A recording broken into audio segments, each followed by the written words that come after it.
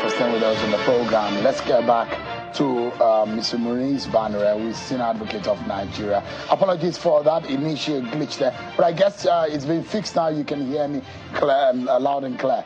I was making reference to the difficulty as being orchestrated by in the manner in which our constitution is framed. The reason why since 1999, not a single additional state has been added to the list of the 36 states since the military, where the military left it off. Even the local government is difficult to manipulate in terms of alteration or addition or subtraction. Every local government is captured in the Constitution, Section 8, as clearly stated how a state can be altered, added, or removed. Well, with the 31 state, Leonard Sake, give us an understanding of your view on the proposition in the Constitution Amendment review process. Well, I think that what has happened so far is the attempt to comply with the dictate of Section 8 of the Constitution. As you know, it will originate from the constituency in which they intend to create the state by having two-thirds majority of the members from that place supporting the request to the assembly, and of course supported by two-thirds of the members of the both houses. Thereafter, of course, you will have the referendum. Then after the referendum will be the resolution passed by simple majority of state as well as simple majority of the House of Assembly. But beyond that will now be the responsibility of the National Assembly. So I believe that the process has been triggered, but it has a long way to go as it is now. There are critical questions as to the need for creation of state, one of which will be the ethnic nationalities. And if you look at it, perhaps the producers can bring the list of the states as being proposed, and in every region of the country are being represented. There are those in the past who feel the northern region of the country has 19 states and the southern region of the country has 16 states. So there is that imbalance in that sense.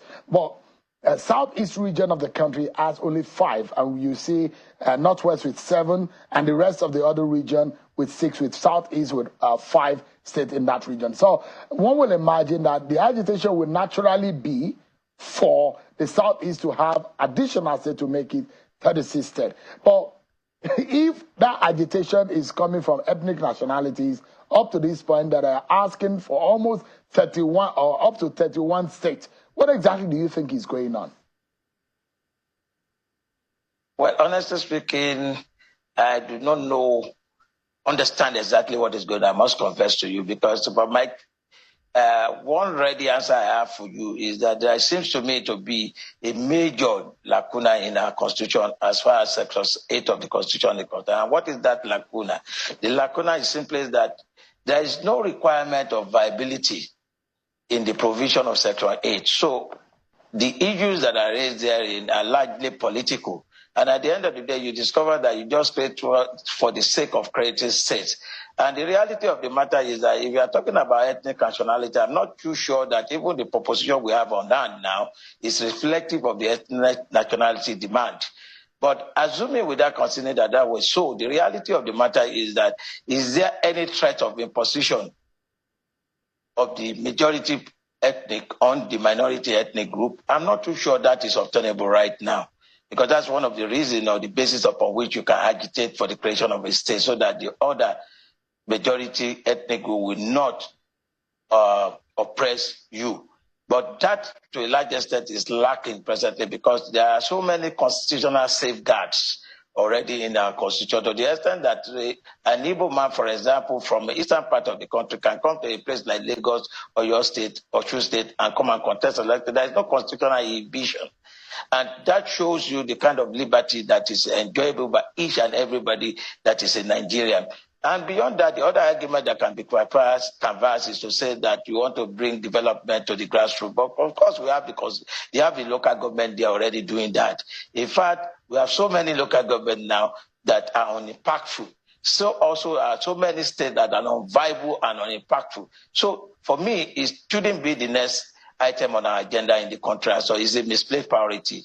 Thank you. So you think that creation of states is not necessary at this point in our national life? Absolutely. Absolutely. No doubt. In fact, if there is anything, if there is a possibility of realignment of the state in order to reduce them, that most likely will be the solution. Of course, you know that for some time now, some of us has been talking, and I know since 2012 or thereabout, the Horizon 8 report has been talking about the cost of governance. The cost of governance itself is weighing down the country, and there's no way we can protect without reducing the cost of governance in the country.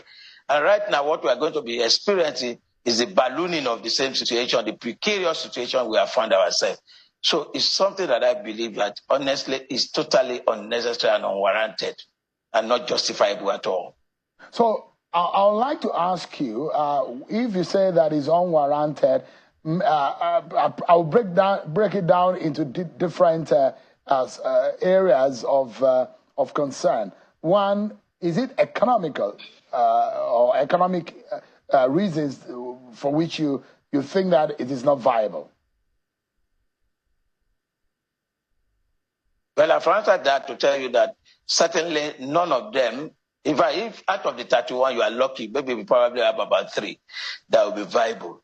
All the others will certainly not be viable. Even as we stand now, we hardly can count, seriously speaking, up to about 9 states that are economically viable. Or virtually all the others rely heavily on the allocation from the federal. So there's no basis, in my view, for doing so. It's a misplaced, it's a product, in my view, of bad thinking. Now, I'm very certain that the propositions didn't come from one source. It came from people of from different states. Like if you go to Kogi State, for example, the people of Okun extraction and some people of Igomina extraction in Kwara State and some part of Ekiti State will likely say they have a similar language, similar dialect, similar culture. They'll probably like to be together. If you go to Adamawa State, those who are clamoring for Amana State, if you go to part of Lagos, Ogun, there are those who will say Ijebu State is probably necessary. Maybe because of their dominance or prominence or whatever. There are a lot of reasons why people will think that it is important. If you go to Oyo State, there are those who will say maybe there's a need for an Ibadan State.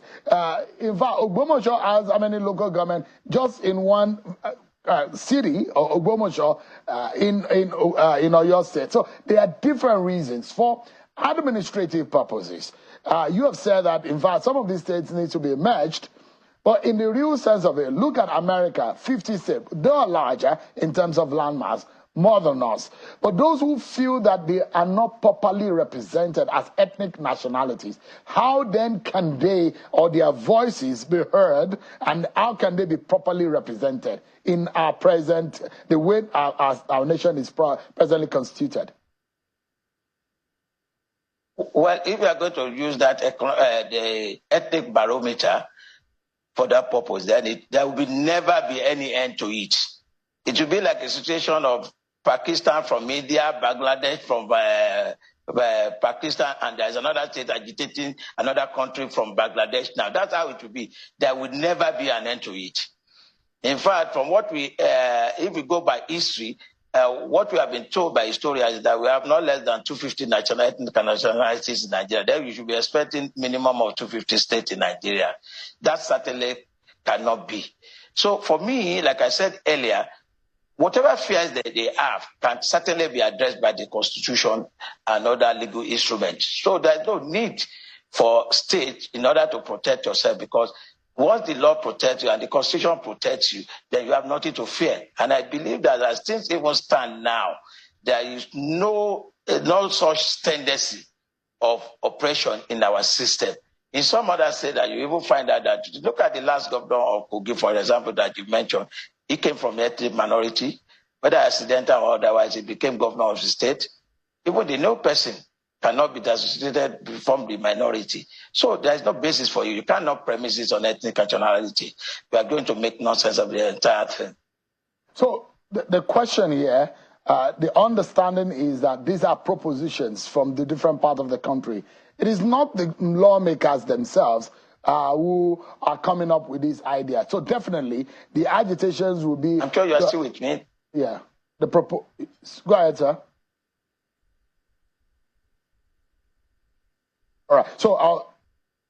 Right. So the big question here, and if you look at if you go back to the list, and let me take it region by region as it's been proposed. The memoranda came from the different parts of the country, and they have been distilled into what we have seen, 31 of them. Let's go back to what was being read by the Honorable Benjamin Kalu, who read it on the floor when that motion was being taken as part of the constitutional amendment process. So from North Central, you can see Benue Ala, from the President Benue Okun, from President Kogi State Okura, from the President Kogi State Confluence, from the President Kogi State Akpa Agba, from the Benue South Senatorial District, Akpa State from the President Benue State, a 37th state, namely Federal Capital Territory, Abuja. That was how the memoranda was being forwarded.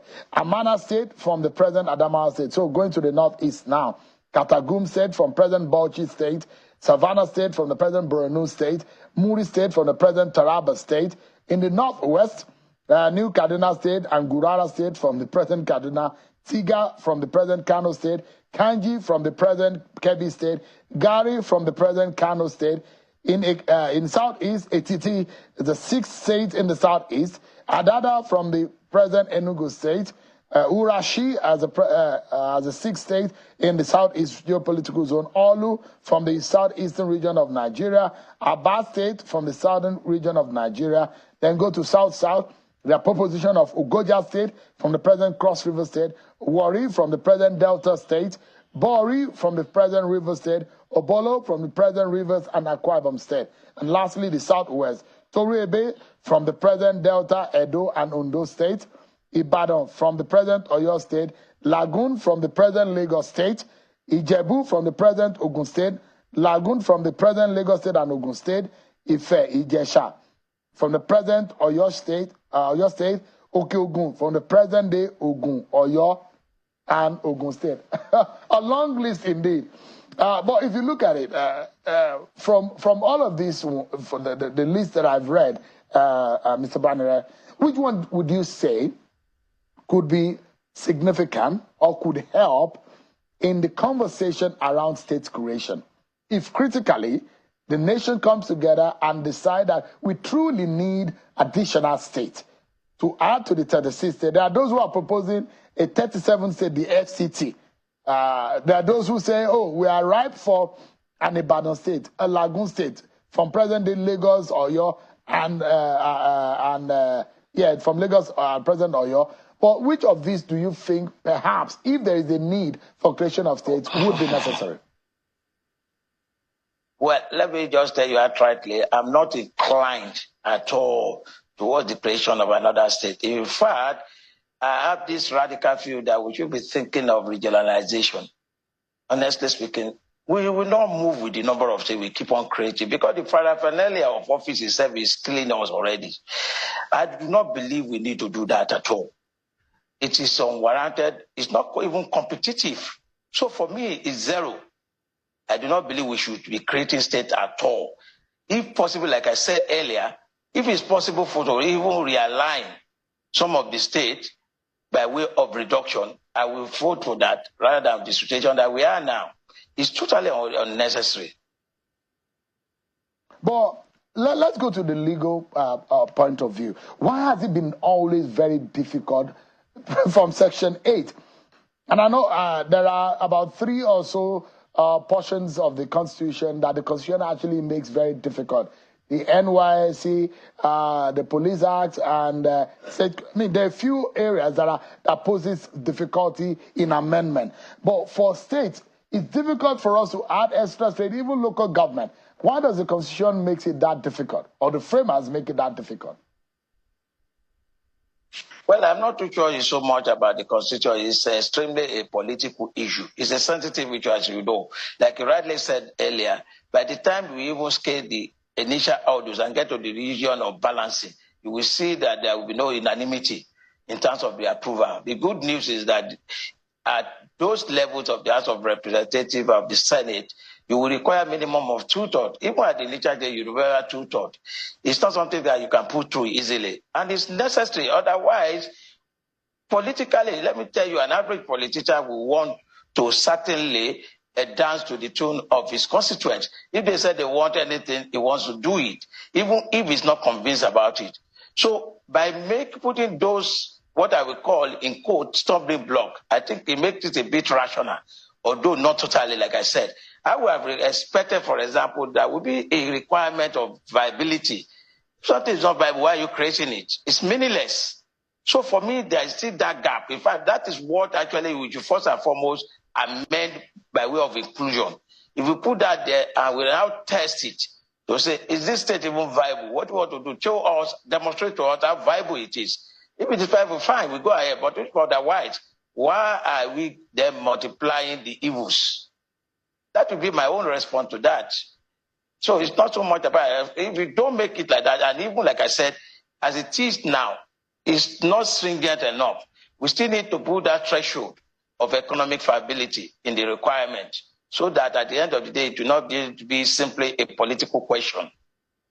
So, I mean, the processes are very, very stringent, like you said. The request has to be supported by at least 2/3 majority of members representing the area demanding the creation of the new state in each of the following, namely the Senate and the House of Reps, the House of Assembly in respect of the area, and the local government councils in respect of the area is received by the National Assembly. It goes on, and a long list of how Section 8 wants it to look like and how the process is. Perhaps the reason why we have not had a single local government added or altered or removed or even amended since 1999, and one single state been added since then. But one thing that comes to mind right here in the constitutional amendment process, Dr. Banire, is what we need to drive economic development in our nation. And you will hear that the Bola Tinubu administration says it wants to make radical policy reforms. But from the constitutional point of view, if you say that state creation is not viable, it doesn't give us the economic reasoning to be able to move forward as a people. What, in your own thinking, Leonard Sik, is important for the lawmakers and the drafters or the reviewers of our constitution to take cognizance of, to help us to drive economic and national development at this time? Well, the fundamental one, as I said, is the cost of governance. There is no way you can't be running an economy with over 60% recurrent, and you think that the economy will grow. It can't grow.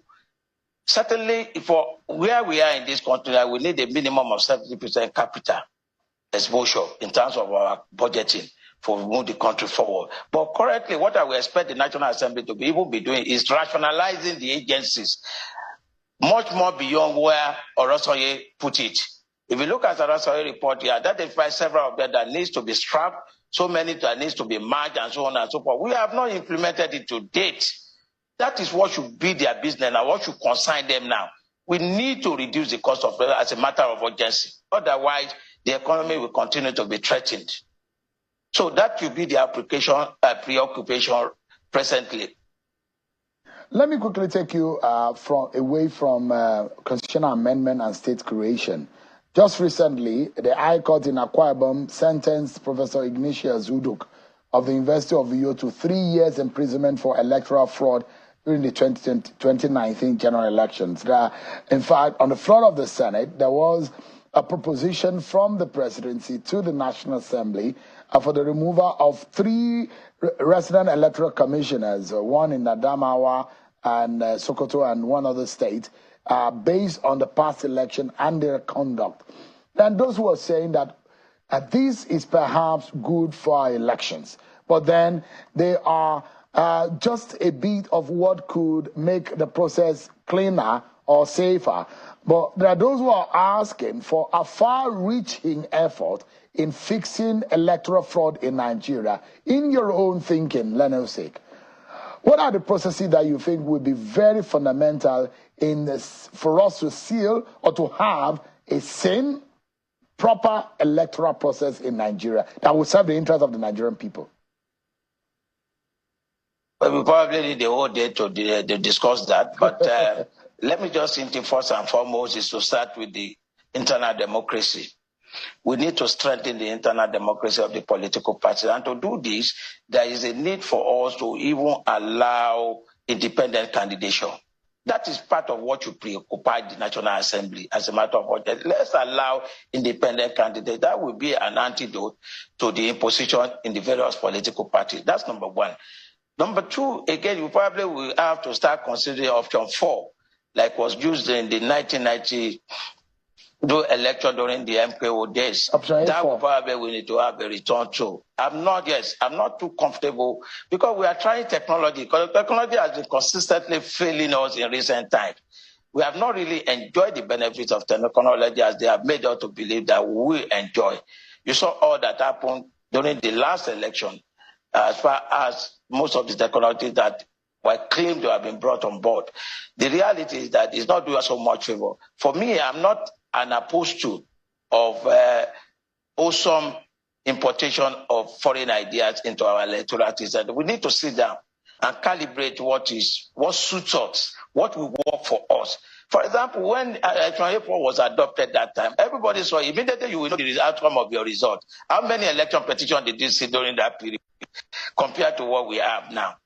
So this is something, insofar as the process is not transparent, there is a challenge. We need to liberate the space in a manner that everybody will be able to perceive what is going on and we will be able to follow it. I think that is fundamental equally. Thirdly, again, is that although there was an attempt by way of legislation to regulate the funding of political campaigns, that has really not worked at all. Again, this is where we need to strengthen our legislation and our institution, particularly the EFCC of this world, the Department of State Security, and a lot of them, if genuinely they will carry out their work without bias, I think that you'll be able to help the system in this regard, because money is part of what biases the process for us at the same time. Again, we need to also address the qualification of the people that we are putting forward that emerges as candidate in the various political party. The present system seems not to be doing us any good in terms of eligibility to contest and the quality of the product that eventually emerges. So I believe that there's a need to address that. It's not so much, you see, when some people agitated that probably they need to be graduate, we find all manners of certificates flying all around the political space these days. This is what we say he has a master's in this. So if somebody will tell you he's a lawyer, and you ask him what is even law itself, he cannot define it for you. This is the kind of challenge. But so somehow along the line, we need to shift a bit. But there is one fundamental area that I do not somehow have complete answer to, is the area of absolute franchise. I'm not too sure that this absolute franchise will continue to help us. There's a need to put threshold and make people stakeholders in the electoral process. A situation where a majority of the potential voters see their votes or their franchise as merchandise and they sell it all over the whole place. Of course, it's not good for our system. So we need to recalibrate. Like I used to say, if you look at the United States of America, it takes the United States over 4 centuries. And UK, I think over 3 centuries, for them to start allowing everybody to vote. There were certain criteria from time to time and at different times that were applied in order to ensure that people get matured enough and appreciate the importance of their vote before they can vote. But right now, so many people, in fact, majority of the people that vote in Nigeria or exercise this franchise in Nigeria do not even know the rationale behind it. They don't know why they are voting. They don't know who they are voting for. They don't even know the outcome of it. So not until we are able to connect, to establish a nexus between the lives of the voter and the voting they are doing or the franchise they are exercising, that is when we probably will start getting it right. But right now, I tell you for free, most of the people that determine the leadership of the Nigeria are people that do not know the basis upon which they are exercising those franchise. So as a matter of fact, the conversation must start as to whether we should continue to entertain this absolute franchise or otherwise. And if we are not going to entertain it, what are the criteria, what are the qualifications, what is the threshold we are going to set for the purpose of determining the true stakeholders who knows why they are voting and why the people, so person must be the person that must be put in position of authority and leadership. I think these are some of the fundamental issues we should start addressing. Thank you so much indeed for your thoughts tonight. I appreciate it. There are far-reaching recommendations that you have made, including that those who believe that the appointment of those who will administer the election is also needs to be changed. There are those who believe that there needs to be a more fierce and more rigid way of administering or taking the matters that come from electoral fraud to court, establishing special courts for our election. There are still a lot of issues. And also we understand that there are reviews to the Electoral Act. And I hope that all of these will help in our coming election. But thank you so much indeed. Let us seek Mr. Dr. Muiz Banire, who has been speaking with us from Lagos. Thank you so much indeed. My pleasure. It's a pleasure having you.